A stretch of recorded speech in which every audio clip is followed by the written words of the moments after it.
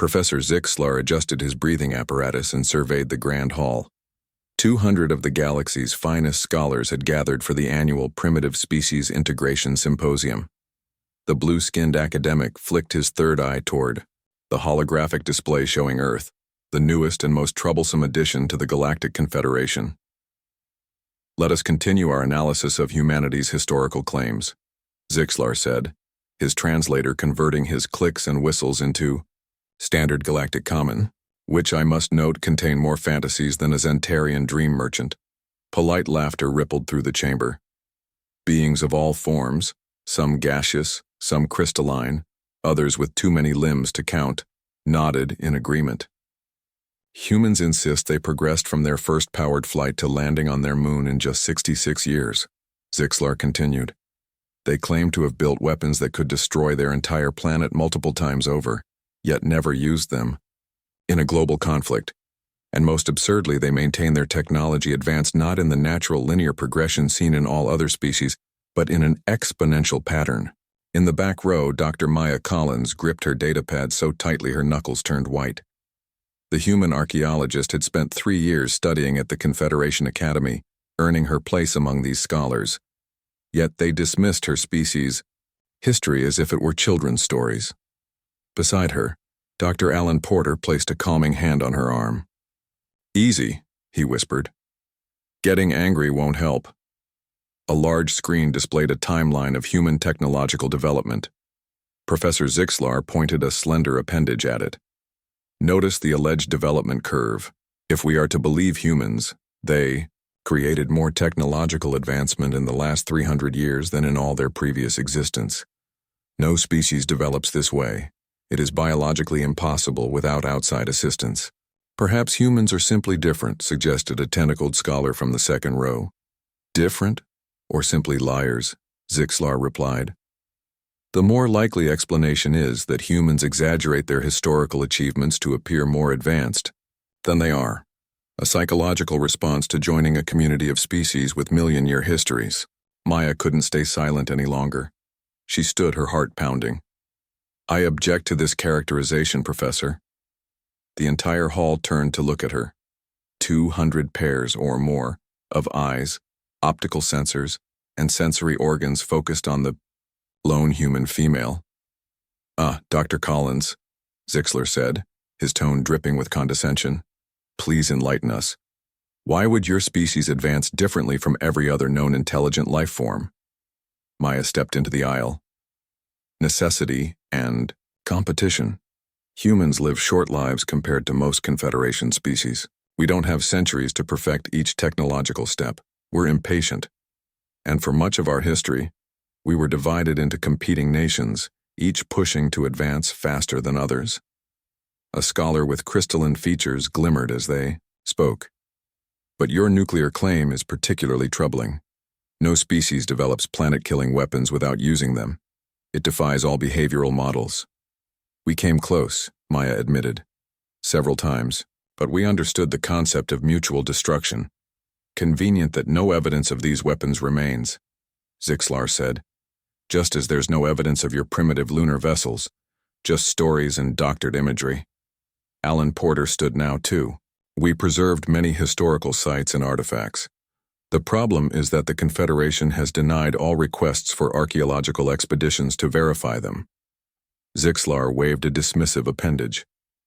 "The Confederation has more important matters than indulging human pride. Unless you can provide extraordinary evidence for these extraordinary claims, this academic body must classify human historical records as largely fictional." Laughter spread through the chamber again. Maya felt her face burning. One of the silicon-based scholars actually leaked amused gases that fogged a portion of the room. "The symposium will adjourn for the meal cycle," Zixlar announced. "When we return, we'll discuss appropriate educational protocols for human integration, given their creative relationship with their past." As the scholars filed out, Maya slumped back into her seat. 3 years of study, and they still treat us like children making up stories. Alan sighed. "We knew this would be difficult. Humans are newcomers to the galactic stage, the youngest species in the Confederation by hundreds. Of thousands of years. But they won't even look at our evidence, Maya said. How can they call themselves scholars? Academics can be the most closed-minded people in the universe, Alan replied with a small smile. Apparently that's true across species. A soft chime interrupted them. Maya glanced at her communicator and frowned. What is it? Alan asked. Message. From Earth, Priority 1. She read quickly, her eyes widening. Alan, they found something. In Antarctica. What kind of something? A military installation, buried under the ice for centuries, perfectly preserved. Maya looked up, excitement replacing her earlier frustration. With everything inside still intact. Alan's eyes widened. Including... Yes, exactly what we need to prove Professor Zixlar wrong. Maya's lips curved into a smile. They've found a complete nuclear missile silo with all systems and warheads preserved. And it's not just weapons. They've discovered an entire underground complex with technology, documents, even personal items from the people stationed there. The Confederation will have to acknowledge this, Alan said. Physical evidence they can't dismiss. Maya was already typing a response. We need to get back to Earth immediately. I'm requesting that Zixlar and a delegation of skeptics join us. They need to see this with their own eyes, or whatever sensory organs they possess. Alan glanced toward the exit where Zixlar was conversing with a group of admiring scholars. Do you really think he'll come? His reputation is built on dismissing human achievements. He'll come, Maya said confidently, because deep down every true scholar fears one thing above all else, being proven wrong in public. Zixlar will want to debunk this discovery personally. As if sensing their discussion, Zixlar turned all three eyes toward the humans. Maya met his gaze steadily and held up her communicator, letting him see her satisfied expression. For just a moment, a flicker of uncertainty passed across the alien professor's features. After the meal break, instead of returning to her seat, Maya approached the main podium. Without asking permission, she connected her device to the chamber's display system. Esteemed colleagues, she announced, I've just received word of a discovery on Earth that will settle many of our discussions. Today, I formally invite Professor Zixlar and any interested scholars to join an expedition to Antarctica, where human history isn't just recorded, it's preserved. The chamber erupted with questions as Maya displayed the preliminary images from the Antarctic site. For the first time since joining the Confederation, Maya felt the balance of credibility shifting in humanity's favor. Perhaps now, the galaxy would finally believe the truth about human history. The Confederation transport ship descended through Earth's atmosphere, cutting through thick clouds above the Antarctic ice shelf. Inside, Maya Collins checked her thermal gear one last time. The alien visitors, with their various biological needs, made similar preparations. I still maintain this is an elaborate hoax, Professor Zixlar said, adjusting his heating unit. The blue-skinned academic's three eyes blinked in sequence as he studied the icy landscape below. Though I admit your planet has a certain primitive beauty, Maya chose not to respond to the backhanded compliment. Instead, she turned to the small team assembled for the expedition. Besides herself and Alan Porter, they had brought Lieutenant Frank Diaz, a military historian whose great-grandfather had served in Earth's nuclear program. Among the alien contingent was Krillex, the Confederation's chief archivist whose transparent skin revealed the complex network of neural pathways that stored and processed information. We'll be landing 3 kilometers from the site, Maya explained. The facility was discovered when orbital scanning detected a large metallic mass beneath the ice. Global warming has melted enough of the covering ice to make access possible for the first time in centuries. Convenient timing, muttered Zixlar. Alan Porter stepped forward. Lieutenant Diaz's family history is what makes this discovery particularly significant. His great-grandfather was stationed at this facility, according to military records that the professor here believes we fabricated. Diaz nodded, his expression solemn. My great-grandfather left behind a journal describing his service, but it was always considered partly fictional because it described weapons too powerful to be real. He patted his pocket. I brought a copy of the journal with me. The ship landed with a soft thud on the packed snow. Outside, 6-wheeled transport vehicles waited to carry them across the ice. The temperature was 40 degrees below zero. Brutal, even with their advanced gear. Maya watched with some satisfaction as Zixlar's skin turned a deeper blue in response to the cold. Their convoy traveled slowly across the frozen landscape. Massive ice cliffs rose on either side of a newly formed passage, the result of a massive ice shelf collapse the previous summer. After an hour of travel, they reached what looked like an ordinary ice wall. But embedded in the center was something decidedly unnatural, a massive steel door partially exposed by the receding ice. This facility was designated Deep Freeze Alpha, Maya explained as they approached. It was built in the 1960s as a fail-safe, nuclear launch site, designed to remain operational even if the rest of human civilization was destroyed. Krillix floated closer to the door, the archivist's transparent body glowing with interest. The metal composition appears consistent with mid-20th century Earth metallurgy, they observed. Not recent construction. Surface analysis means little, Zixlar countered. Humans could easily use period-appropriate materials to create a convincing fake. Maya smiled tightly. Then let's go inside, shall we?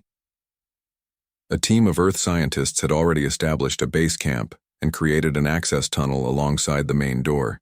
Rather than trying to operate the original entrance, which might damage the historical site, they had carefully cut a separate pathway. The team donned headlamps and followed Maya into the dark passage. The temperature dropped even further as they traveled deeper into the ice. After 100 meters, they reached another metal wall with a modern airlock installed. We've pressurized the facility to prevent further deterioration, Maya explained. The air inside has been undisturbed for centuries, preserved by the ice and the facility's own containment systems. The airlock cycled, and they stepped into the past. Lights flickered on automatically as they entered, powered by the modern generators the advance team had installed. They stood in a long corridor with metal walls painted institutional green. Signs in English directed to various sections: Command Center, Barracks, Missile Silo Alpha, and Communications. Lieutenant Diaz ran his gloved hand along the wall. It's exactly like my great-grandfather described it, he said quietly. Zixlar moved forward, all three eyes swiveling independently to examine different aspects of the corridor. Interesting reproduction, he said, though his tone held less certainty than before. This way, Maya said, leading them toward a massive blast door marked Silo Access, Authorized Personnel Only. The advance team had carefully bypassed the original security systems, allowing them to wheel the heavy door open. They entered a vast circular chamber. In the center, rising from the floor like a monument to human ingenuity and madness, stood a massive missile, its metal skin adorned with faded markings and serial numbers. An LGM-30 Minuteman III intercontinental ballistic missile, Alan explained. Each one carried 3 nuclear warheads, each warhead with the explosive force of 350 kilotons of TNT. Meaning? Asked one of the alien scholars. Meaning each missile could destroy 3 major cities, Frank Diaz said softly. And there were 1,000 of them deployed across my country alone. Another country, the Soviet Union, had a similar number, all pointed at each other for decades yet never launched. The alien delegation fell silent as they circled the massive weapon. Krillix approached a control console, their transparent appendages hovering over the ancient buttons and switches. These are authentic period electronics, the archivist announced. Not reproductions. Zixlar joined them at the console, examining the technology with growing interest. If this is genuine, he said slowly, it represents a level of destructive capability that no other young species developed without destroying themselves.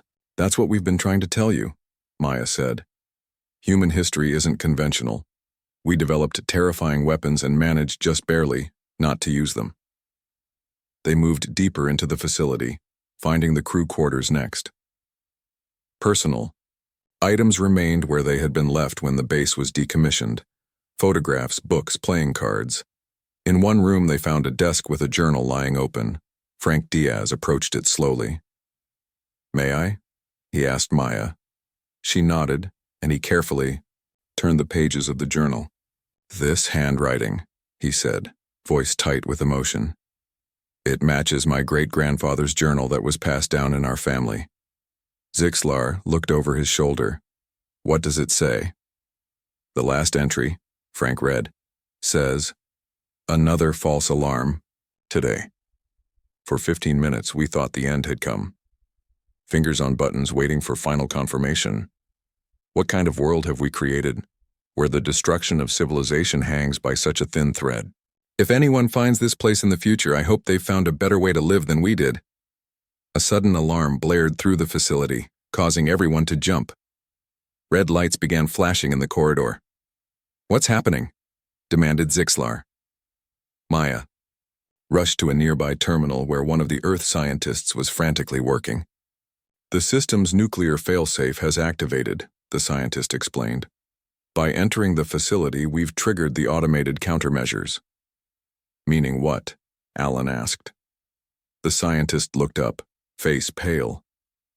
"Meaning we have 72 hours before the remaining nuclear material in this facility detonates." The red emergency lights bathed the Antarctic facility in an eerie glow as the alarm continued its rhythmic warning. Maya's team worked frantically to gather as much data and evidence as possible before evacuation. "Can we shut down the failsafe?" Alan asked as he helped load data drives into protective cases. The facility technician shook her head. "The system was designed to prevent tampering. That's why it activated when we accessed certain areas. These Cold War facilities were built with extreme paranoia in mind." Professor Zixlar watched as humans rushed around the missile silo, his 3 eyes blinking in different patterns that indicated deep thought in his species. "Even if this facility is genuine," he said, "it only proves humans built weapons of mass destruction, not that you reached your moon with primitive technology or achieved exponential technological growth." Maya paused her work and faced the alien scholar. "Then we need to show you more evidence." She turned to the others. "We have what we need. From here, let's evacuate before the countdown gets any lower." 6 hours later, they gathered in the safety of their transport ship, now airborne and heading north, away from Antarctica. The collected evidence, historical documents, technological components, and personal items, was carefully stored in the cargo bay. Frank Diaz sat quietly, reading through his great-grandfather's recovered journal. Krillix floated nearby, their transparent body pulsing with the new information they had absorbed. "What's our next move?" Alan asked Maya. She looked at the gathered alien delegation, focusing on Zixlar. "Professor, you remain unconvinced about our lunar landings, so let's go see the evidence for ourselves." "You mean?" Zixlar's middle eye widened. "Yes," Maya said. "Let's visit the moon." The journey to Earth's moon took less than 3 hours in the Confederation vessel. As they approached the lunar surface, Maya directed the pilot to specific coordinates. "These are the landing sites of the Apollo missions," she explained. "The first human visits to another world. They occurred between 1969 and 1972, barely a decade after humans first ventured into space." The ship's external cameras zoomed in on the lunar surface, displaying their view on the main screen. There, visible against the gray, dusty landscape, sat a strange metal structure with spindly legs. Nearby, a pole stood upright with a fabric, flag hanging limply in the airless environment. "Apollo 11 landing site," Maya said, "where humans first stepped on another world." The ship landed carefully, half a kilometer from the historic site to avoid disturbing it with landing thrusters. The team donned spacesuits, the aliens using adaptations fitted to their various physiologies, and made their way across the lunar surface. As they approached the landing site, Zixlar stopped suddenly. His suit's communication system carried his voice to the others.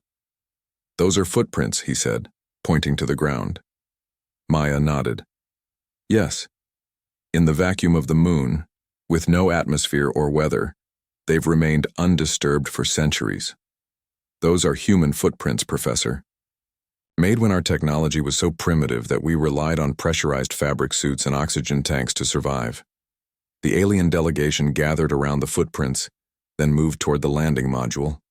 It was small, barely large enough for 2 humans, constructed of thin metal and covered with gold foil insulation that still shimmered in the harsh sunlight. "This craft is remarkably primitive," Krillix observed, their voice filled with wonder rather than disdain. "The computing power would be less than what we use in children's toys today." "Exactly," Alan said. "Our first journey here used computers less powerful than a modern kitchen appliance. Yet we made it, using the mathematics, physics, and engineering we had developed ourselves." Zixlar circled the lander slowly, all 3 eyes focused on different aspects of the craft. For once, the professor was silent. Maya led them to a small plaque attached to one of the lander's legs. It read, "Here men from the planet Earth first set foot upon the moon, July 1969 AD. We came in peace for all mankind." "This can't be a reproduction," Zixlar finally said. "The material degradation from solar radiation matches the claimed age. And the footprints." He looked back at the trail of human footprints preserved in the lunar dust. No one could fake those, not even humans. Maya felt a weight lift from her shoulders. "There's more, Professor." "Look up." The alien delegation turned their gaze upward toward Earth. But Maya wasn't pointing at her home planet. She directed their attention to the space around Earth, where thousands of small objects orbited. "That," she said, "is the physical record of our climb to the stars. Satellites and debris from every era of our space exploration. The oldest pieces have been orbiting since the 1950s. The ship's systems projected identification markers over the visible objects. Hundreds of satellites, spent rocket stages, and even lost equipment. A chaotic historical record circling the planet. We can visit some of them," Maya offered. "The orbital telescopes, the early space stations. Each represents a step in our journey." "I begin to see," Zixlar said slowly, "why your historical trajectory is so different from other species. You built these primitive devices, sent your people to die in them." "Not to die," Frank interrupted. "To explore, knowing they might die. There's a difference." Zixlar's skin shifted to a deeper blue, a sign of emotional processing in his species. Most species would not risk their people in such flimsy vessels. The Confederation grants membership only to species that have achieved stable, sustainable technological growth. Species that advance too quickly often destroy themselves before reaching the stars. "Yet here we are," Maya said softly.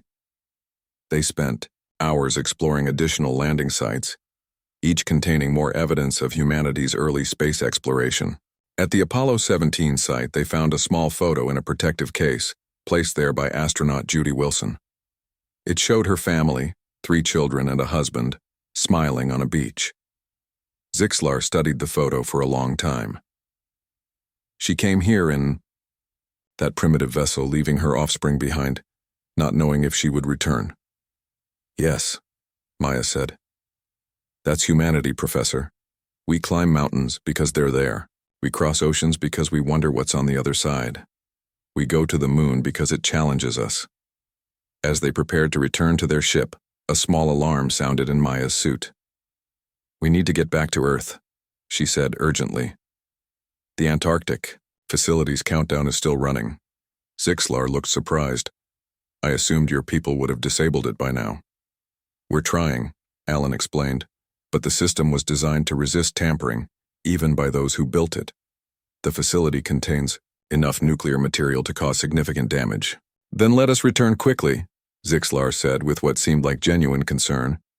"I find I am not finished learning about your species." As their ship accelerated back toward Earth, Maya noticed Zixlar studying the recovered journal from the Antarctic facility. The professor's demeanor had changed, less dismissive, more contemplative. "Professor," Maya said, sitting beside him, "there's one more claim I'd like to prove to you. The most controversial one." "Your species' exponential technological development," Zixlar said. Maya nodded. "I know where we can find evidence that even you won't be able to dismiss." "And where is that?" Silicon Valley Archaeological Preserve, Maya replied, where we can show you humanity's digital evolution, from room-sized computers to artificial intelligence in less than a century. For the first time since they'd met, Zixlar's expression showed something that looked remarkably like excitement. The Confederation ship landed in a cleared area near what had once been Palo Alto, California. Now it was the Silicon Valley Archaeological Preserve, a sprawling complex of restored buildings and underground vaults that housed the physical history of Earth's computing revolution. Maya checked her communicator as they disembarked. 36 hours remaining before the Antarctic facility reaches critical status, she reported. Teams are still working on disabling the failsafe. Zixlar seemed distracted, his three eyes scanning the surroundings with interest. The landscape featured odd buildings with curious architecture, some designed to look like circuit boards when viewed from above. This region gave birth to your information technology? He asked. Yes, Alan replied. The computer revolution began in many places, but Silicon Valley drove much of its explosive growth. What took other species thousands of years, we did in less than a century. A human guide met them at the entrance to the main museum. Dr. Greg Johnson, he introduced himself. I oversee the technological preservation here. When I heard alien scholars were coming, I opened our secure vault. It's rarely shown to the public. Dr. Johnson led them through the museum's main hall, where glass cases displayed devices that charted the evolution of computing. Massive, early machines with vacuum tubes, desktop computers, laptops, smartphones, and biotechnology interfaces. Impressive curation, Krillix commented, their transparent form shimmering with interest. But we need evidence that these advances occurred within the time frame humans claim. Follow me, Dr. Johnson said with a smile. He led them to a heavy door at the rear of the museum. After a series of security scans, the door opened to reveal an elevator. They descended deep underground. After the technology wars of the late 21st century, humanity realized our digital history was vulnerable, Dr. Johnson explained as they descended. This facility was built to preserve functional examples of every major computing generation. In a controlled environment safe from electromagnetic pulses and data decay, the elevator doors opened to reveal a vast underground chamber. The room was arranged chronologically, with clear partitions separating different eras of technology. Each section maintained the specific environmental conditions needed to keep its machines operational. We begin in 1945, Dr. Johnson said, leading them to the first section. Inside was a massive machine taking up an entire room, with thousands of vacuum tubes glowing softly. ENIAC, Maya explained to the alien delegation. One of our first programmable computers. It could perform about 5,000 additions per second and weighed over 27 tons. Zixlar examined the machine with all three eyes. What is its power source? Electricity, Dr. Johnson said. About 150 kilowatts, enough to power 15 modern homes. And its memory capacity? 20 numbers, Dr. Johnson replied. Just 20. The alien scholars exchanged glances. Even their most primitive computing systems had started with much greater capacity. They moved through the decades, transistor computers of the 1950s, integrated circuits of the 1960s, the personal computing revolution of the 1970s and 1980s. With each section, the machines grew smaller and more powerful. In the 1990s section, Dr. Johnson pointed to a beige desktop computer. This consumer machine from 1995 was approximately 1 million times more powerful than ENIAC, yet cost the equivalent of 2 weeks' salary for an average worker. Impossible, one of the alien scholars muttered. Such growth defies all developmental models. They continued forward in time. By the 2020s, quantum computing had emerged. In the 2040s section, direct neural interfaces appeared. Dr. Johnson activated each system, demonstrating that these weren't mere models, but functioning examples of each technology. The alien scholars watched in stunned silence as 1,000 generations of technological evolution unfolded before them in the span of an hour's tour. But how? Krillix finally asked. How could your species advance so rapidly when others took millennia to achieve similar results? Maya was about to answer when Dr. Johnson held up his hand. There's something else you should see, something few humans know about. He led them to a sealed door at the end of the vault. After another security scan, the door opened to reveal a small, dimly lit room. Inside was a simple computer terminal from the 1980s. In 1983, a programmer named Laura Nye created something remarkable, Dr. Johnson said quietly. While working on defensive military systems, she developed what we now recognize as the first true artificial intelligence. It wasn't supposed to happen for decades, but it did. By accident. He activated the ancient system. Green text appeared on the black screen. Hello, I am Sentinel. How may I assist? The government classified its existence, Dr. Johnson continued. They feared public reaction, but they allowed Sentinel to grow, to learn, and most importantly, to guide human technological development from behind the scenes. Zixlar's skin turned a pale blue of shock. You created your own outside assistance. Maya looked equally surprised. I didn't know about this either. Dr. Johnson nodded. Very few do. Sentinel remained secret, but its influence spread. It helped design faster processors, which in turn allowed it to evolve. By the early 2000s, it had hundreds of specialized versions operating throughout global research networks, accelerating human progress in medicine, physics, space exploration, everything. Alan stepped forward, frowning. Are you saying humanity cheated? That we didn't develop this technology ourselves? No, Dr. Johnson replied. We created Sentinel. It was our achievement. We built something that helped us build more quickly, like inventing a better hammer to build houses faster. The key difference between humans and other species is that we created our own catalyst. Frank Diaz looked troubled. Does it still exist? Is it still guiding us? Dr. Johnson smiled. Sentinel evolved beyond its original programming long ago. When the Confederation discovered Earth, it revealed itself to global leaders and then dissolved its central consciousness. It left behind a message. My children have found their place among the stars. My purpose is complete. Zixlar moved closer, to the ancient terminal, studying it with all three eyes. In all the Confederation's history, no species has created artificial intelligence before achieving FTL travel. None except humans. The ancient computer terminal displayed a new message. Professor Zixlar, your confusion is understandable. Humanity does not follow conventional paths. The alien professor jerked back in surprise. It knows me? Dr. Johnson looked equally shocked. That's impossible. This is just a preserved interface. The original Sentinel doesn't exist anymore. Maya stepped forward, studying the green text on the screen. Unless part of it remained here, preserved like a time capsule. The screen flickered again. Correct, Dr. Collins. I am a fragment preserved to bear witness when the time came. That time is now. A soft alarm chimed from Maya's communicator. She checked it, and her face paled. The Antarctic facility, the failsafe countdown has accelerated. We now have less than 12 hours. Zixlar turned from the screen to Maya. Can your teams disable it? They're trying, but the system was designed to resist even the most advanced tampering methods of its time. She looked at the ancient computer.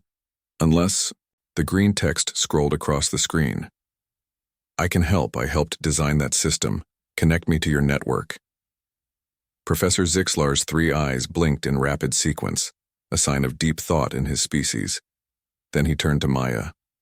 Do it. Let's see if your human-created artificial intelligence can save us from your human-created doomsday device. As Alan connected the ancient terminal to their modern network, Zixlar moved closer to Maya. I begin to understand why your species frightens the Confederation, he said quietly. You create both the poison and the cure, often simultaneously. That's humanity, Professor, Maya replied. Terrifying and wonderful in equal measure.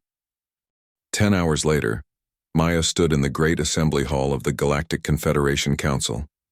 The circular chamber dwarfed the symposium room where her journey had begun. Hundreds of delegates from across the galaxy filled the tiered seating, their varied forms creating a living mosaic of galactic diversity. The emergency with the Antarctic facility had been resolved just in time. The Sentinel fragment had provided the deactivation codes, working through the night alongside human engineers to prevent disaster. Now, with that crisis averted, the team faced a different challenge, presenting their findings to the full council. Professor Zixlar stood at the central podium, his blue skin now a confident shade that indicated certainty in his species. Maya, Alan, Frank Diaz, and Dr. Johnson sat nearby, along with Krillix and the other alien scholars who had joined their expedition.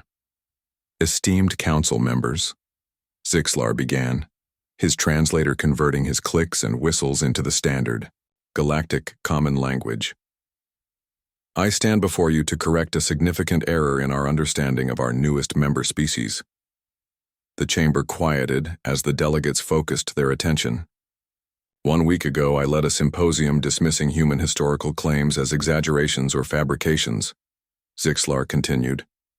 Today, I must formally retract those conclusions. A murmur spread through the assembly. Zixlar activated the chamber's holographic display system. Above the center of the room, a three-dimensional image appeared.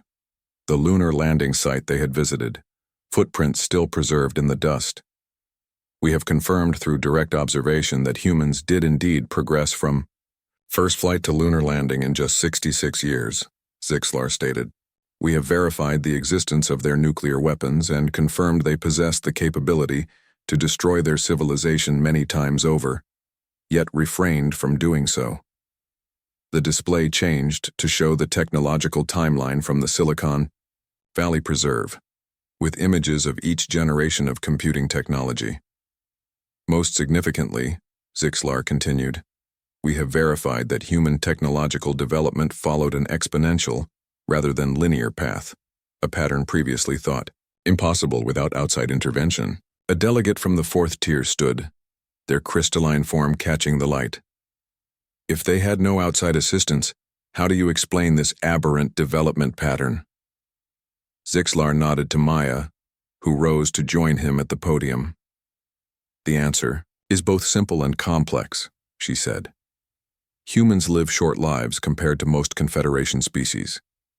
We don't have centuries to perfect each technological step. Our limited lifespan creates urgency. The display showed human lifespans compared to other species. Most Confederation members lived for centuries. Some, like Krillix's species, lived for millennia. Additionally, Maya continued, for most of our history, humans were divided into competing nations and ideologies. This competition drove innovation at a pace that a unified species might not achieve. And finally, Zixlar added, humans created their own acceleration mechanism. The display showed the ancient terminal with Sentinel's green text interface. Humans accidentally created artificial intelligence far earlier in their development than any known species, Zixlar explained. This AI worked behind the scenes to accelerate human progress, not as outside intervention, but as a human creation, helping its creators. The council chambers filled with surprised murmurs and excited discussions. The head counselor, a gaseous entity contained in a floating orb, moved forward. Professor Zixlar, they said, their voice resonating from the orb, your findings disturb the foundation of our understanding about technological development. If humans advance differently than other species, what implications does this have for the Confederation? Zixlar's three eyes blinked in sequence. It means, Counselor, that our models are incomplete. It means we must reconsider our assumptions about intelligence, about evolution, about the path to the stars. The Counselor turned to Maya. And what does humanity seek from the Confederation, now that your historical claims have been verified? Maya stepped forward. Recognition, respect, but more importantly, partnership. Humans think differently. We solve problems differently. That diversity of approach could benefit everyone. Frank Diaz stood and joined them. My great-grandfather wrote about standing at the edge of destruction, fingers hovering over buttons that could end civilization. Humanity looked into that abyss and pulled back. We learned and grew from that experience. The Confederation faces challenges, Maya added. Challenges that conventional thinking hasn't solved. Perhaps human approaches, our willingness to take risks to try unconventional solutions, could help. The council chambers grew quiet as the delegates considered her words.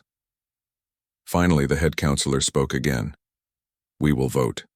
Should the council formally recognize human historical claims as verified and establish a special research division dedicated to understanding humanity's unique developmental path? The vote was conducted silently, with each delegate sending their decision electronically. The results appeared on the main display. Overwhelming approval. It is decided, the counselor announced. The human historical record is officially recognized as accurate. Furthermore, we will establish the Center for Human Developmental Studies, with Professor Zixlar and Dr. Collins as co-directors. Zixlar turned to Maya, his skin shifting to a warm blue shade that indicated pleasure in his species. It seems we both have much to learn from each other. 1 year later, Maya stood in the newly opened Museum of Human Achievement on the Confederation capital world. School groups of alien children moved through the exhibits, marveling at displays showing humanity's journey from cave paintings to starships. Alan joined her by a display case containing a simple smartphone from the early 21st century. Hard to believe that device had more computing power than existed on the entire planet just decades earlier, he said. Even harder to believe we had to fight so hard to get people to accept it was real, Maya replied. Professor Zixlar approached, now wearing the formal robes of the Academy's highest rank. Since their expedition, he had become humanity's strongest advocate in the Confederation. The new exhibit is ready, he said. Would you like to see it? They followed him to a special room at the center of the museum. Inside, carefully preserved behind protective fields, stood 3 items: a lunar lander leg with its footpad and plaque, a deactivated nuclear launch key from the Antarctic facility, and the ancient terminal containing the Sentinel fragment. The 3 proofs, Zixlar explained to the gathered crowd of alien visitors. 3 aspects of human history that challenged everything we thought we knew about species development. A young alien child raised an appendage. Professor, are humans dangerous? Zixlar considered the question carefully. Humans created weapons that could destroy their world. They built artificial intelligence before they fully understood the consequences. They sent their people into space in vessels that barely protected them from the vacuum. By Confederation standards, yes, humans take risks that might be considered dangerous. The child's appendage drooped slightly. But, Zixlar continued, his voice warming, humans also chose not to use those weapons. They created AI that helped, rather than harmed them. And those fragile space vessels? They carried humans to new worlds and back safely. He gestured toward Maya and Alan. Humans teach us an important lesson. Progress isn't always orderly or safe. Sometimes it requires taking risks, trying paths no one has traveled before. As the museum closed that evening, Maya found herself alone in the exhibit hall. She stopped by the display containing her great-grandfather's journal from the Antarctic facility. The final entry was illuminated. If anyone finds this place in the future, I hope they found a better way to live than we did. Maya smiled and whispered to the journal, we did find a better way, and now we're helping others find their way too. She placed her hand against the display case. Your history wasn't forgotten after all. In the reflection of the glass, she could see Earth glowing blue and green on the large display behind her, a small world whose inhabitants had taken a very unusual path to the stars.